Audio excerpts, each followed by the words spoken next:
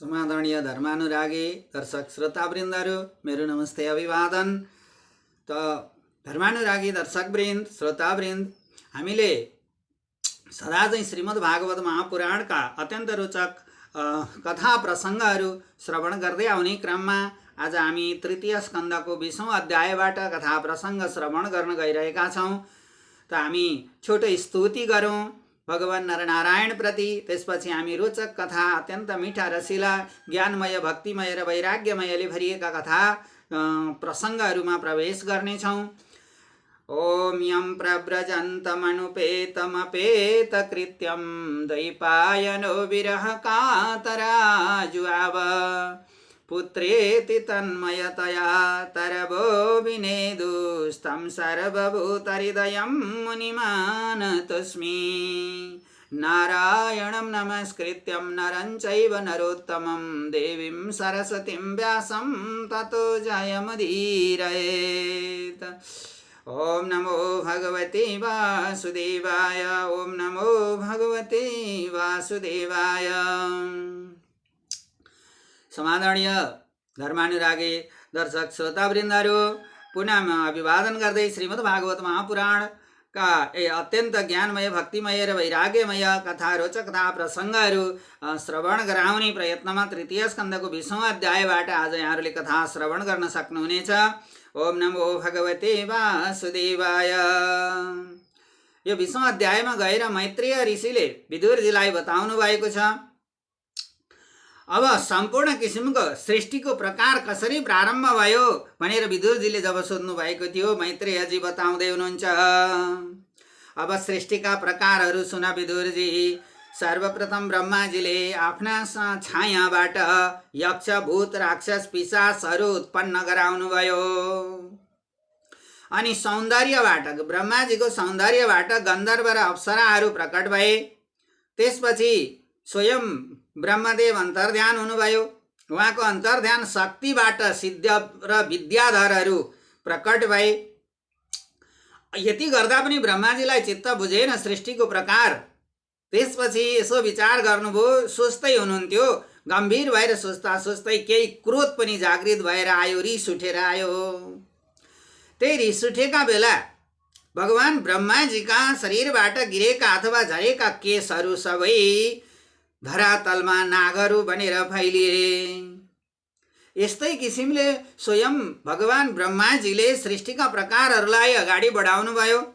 यति गर्दा पनि नभएर स्वयं ब्रह्माजीका स्वयम्भू र सत्यरूपा गरी दुई पुरुष र नारीको रूपमा प्रकट हुनुभयो स्वयं ब्रह्माजी।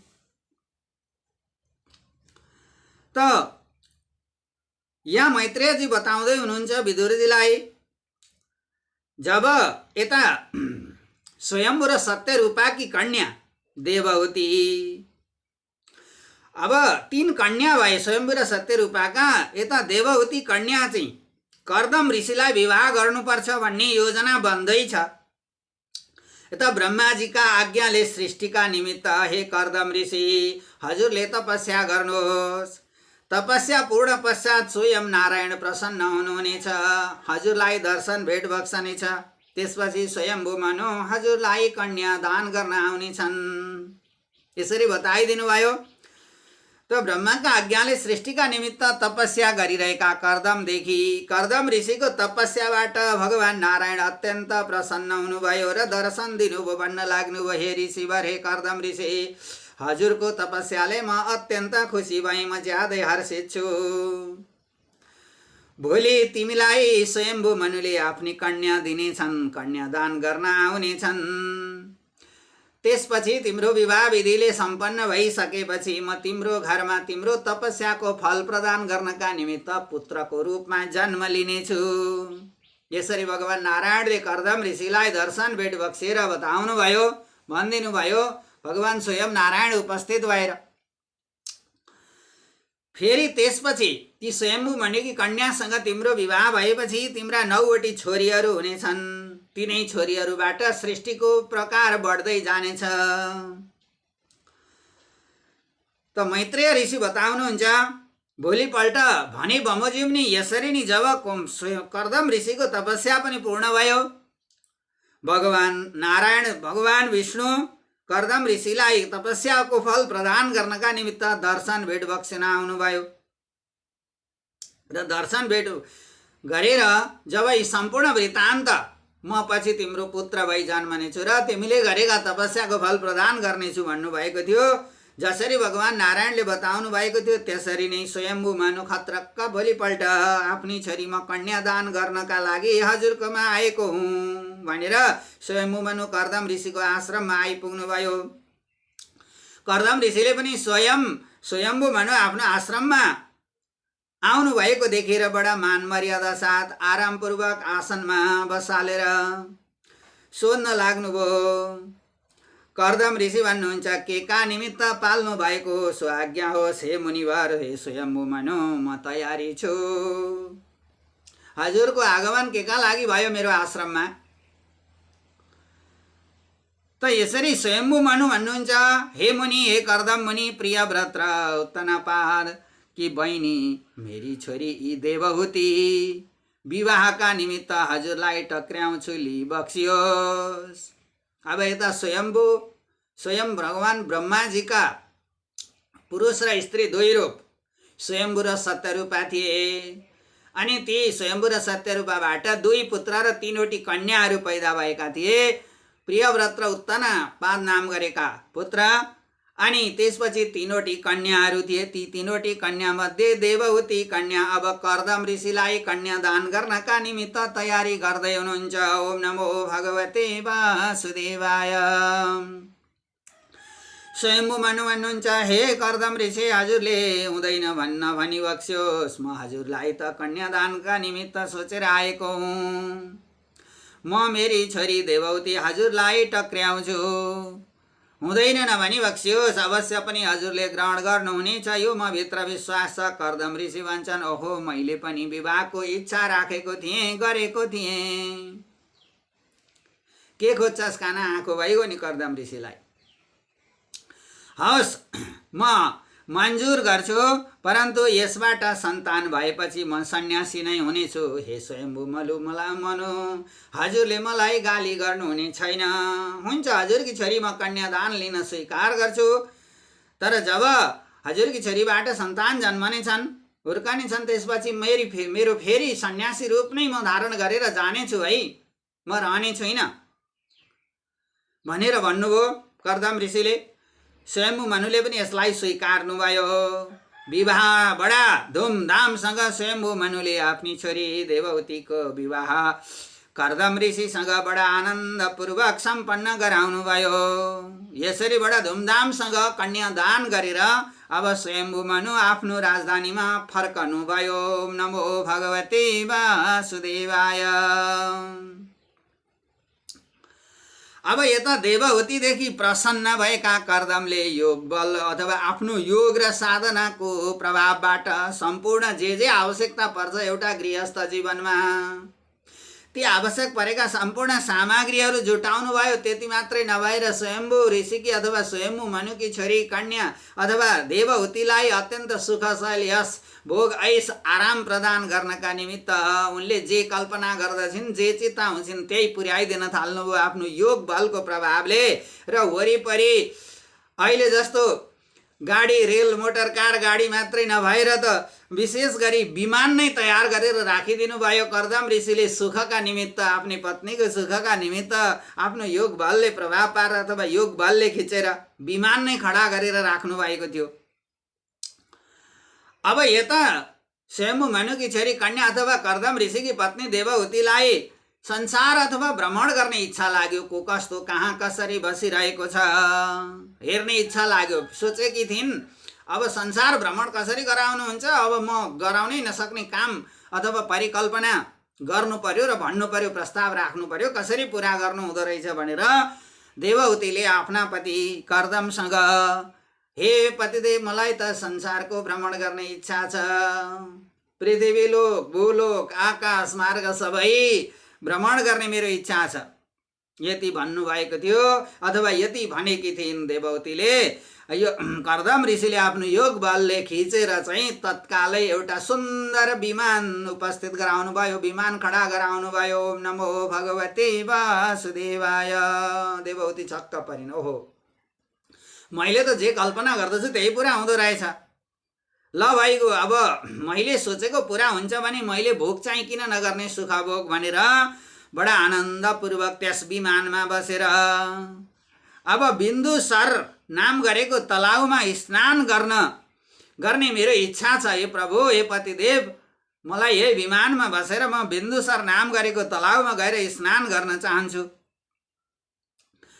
अब सर्रसँगले विमानमा बसेर देवहूति र कर्दम ऋषि बडा आनन्दपूर्वक सम्पूर्ण भूधरातललाई निहाल्दै विमानमा यात्रा गर्दै हुनुहुन्थ्यो। जब बिन्दु सरोवर तला अथवा बिन्दुसर नाम गरेको तलाउको आकाशमा पुग्नुभयो, त्यहाँ गएर यसो हेर्नुभयो, विचार गर्नुभयो। 100वटी सुन्दर कन्याहरू त्यही बिन्दुसर सरोवर अथवा बिन्दुसर नाम गरेको तलाउमा स्नान गरिरहेका थिए। बडा मजाले पानीमा खेलिरहेको त्यो सुन्दर, बडा उत्कल, बडा लोभलाग्दो दृश्य देवहूतिले देखिन् र भन्न लागिन् आफ्ना पतिलाई, हे पतिदेव, मलाई पनि यही बिन्दुसर नाम गरेको तलाउमा स्नान गर्ने इच्छा थियो। हजुर, विमान यही अवतरण गराइ बक्स्योस्। अब हामी पनि यहाँ स्नान गर्नेछौँ। म पनि यी 100,000वटी कन्याहरूले स्नान गरिरहेको 100वटी देखिँदै थिए, हुँदा हुँदै 1000वटी कन्याहरू देखिन थाले। त्यस बिन्दुसर नाम गरेको तलाउमा स्नान गर्ने तिनै 1000वटी सुन्दरी कन्याहरूले स्नान गरिरहेको तलाउमा गएर देवहूति पनि स्नान गर्न लागिन्। ओम नमो भगवते वासुदेवाय। अब ते बिन्दुसर नाम गरेको तलाउमा स्नान गर्ने 1000वटी कन्याहरूले विमानमा आएकी देवहूति र कर्दम ऋषिलाई देखेर बडा आश्चर्यचकित भए। ओहो, हाम्रा पनि पतिदेव यस्तै हुन पाए त हुन्थ्यो। अब यता देवहूति गएर स्नान गर्न लागिन्। 1000वटी कन्या गएर विमानका वरिपरि गिर्दा लागेर घेरा लागेर बसे। अब भन्न लागे, हे ऋषिवर, हामी पनि विमानमा आरोहण गर्न चाहन्छौँ, हामी पनि विमानमा जान चाहन्छौँ। अब कर्दम ऋषिलाई बडा आपत पर्यो। देवहूतिले आफ्नो इच्छा पुरा गर्नका निमित्त बिन्दुसर नाम गरेको तलाउमा जाने इच्छा राखेकी थिइन्। उता 1000वटी कन्याले आएर विमान घेरिदिए। उता पनि आपत, यता पनि आपत।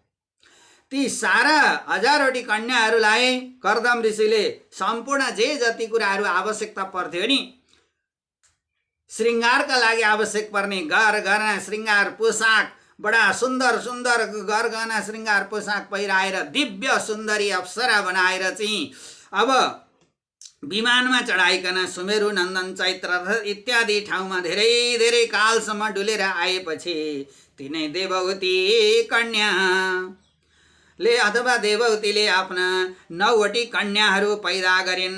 यता ती 1000वटीलाई सबैलाई श्रृङ्गार गहना पोसाक दिएको देखेर बडा देवहूतिलाई रिस उठ्यो।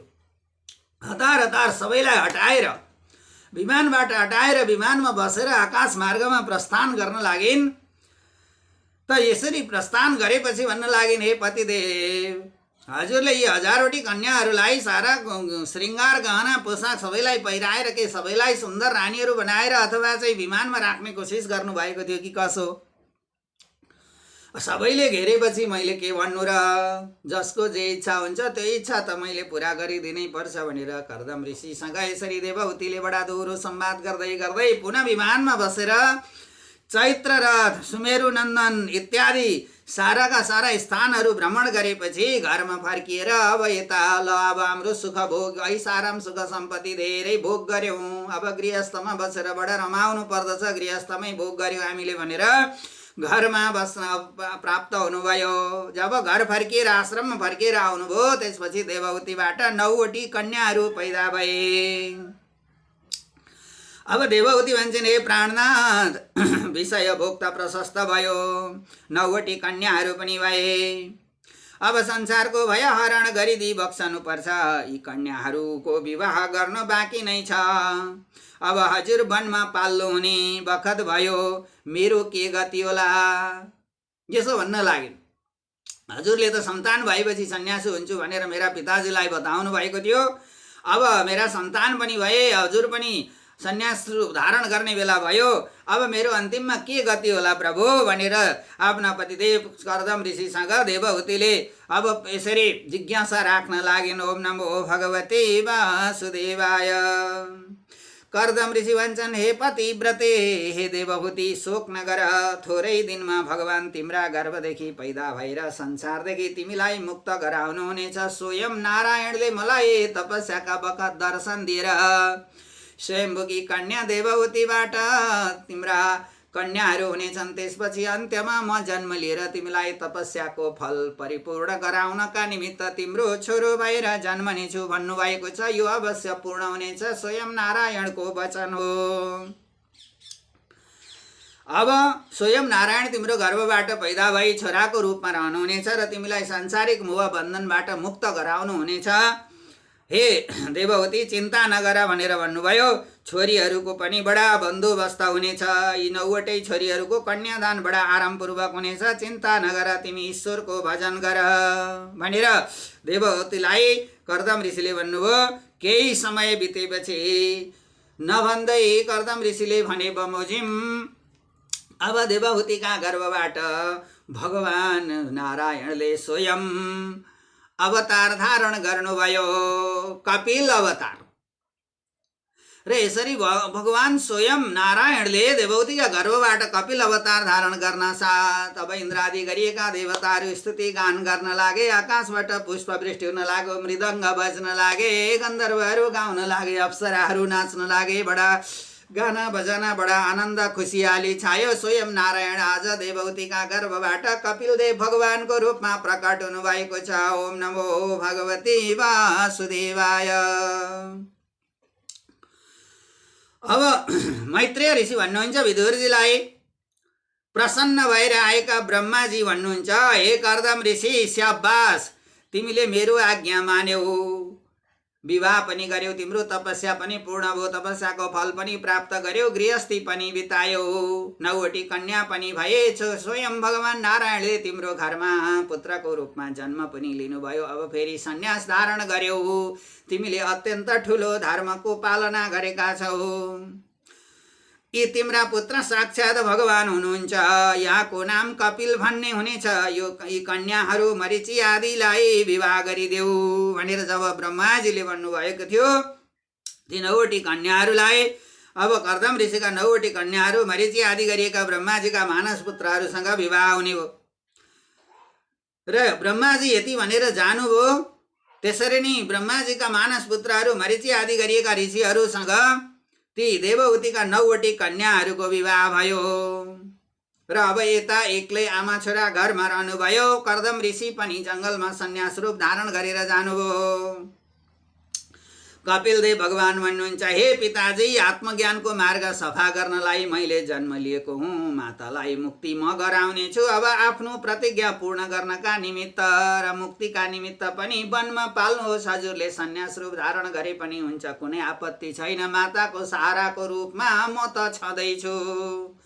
हजुरलाई जुन तपस्यामा स्वयं नारायण प्रकटको रूपमा अथवा नारायणको रूपमा मैले प्रकट भएर जुन फल दिन्छु भनेको थिएँ, कुनै दिन हजुरको घरमा म पुत्र बनेर जन्मने छु, त्यसपछि आफ्नो सम्पूर्ण हजुरका इच्छाहरू पुरा गर्नेछु भनेको थिएँ। सोही बमोजिम आज यो वचन पनि पुरा भयो। अब हजुरले जङ्गल पाल्नु हुँदा हुन्छ। जब कर्दम ऋषि जङ्गलमा गएर तपस्या गर्दै गर्दै उतै कर्दम ऋषिको जीवन पनि मुक्त भयो। ओम नमो भगवते वासुदेवाय। कृष्णाय वासुदेवाय हरै परमात्मने प्रणत क्लेशनाशाय गोविन्दाय नमो नमः। श्री कृष्ण गोविन्द हरे मुरारे नाथ नारायण वासुदेव।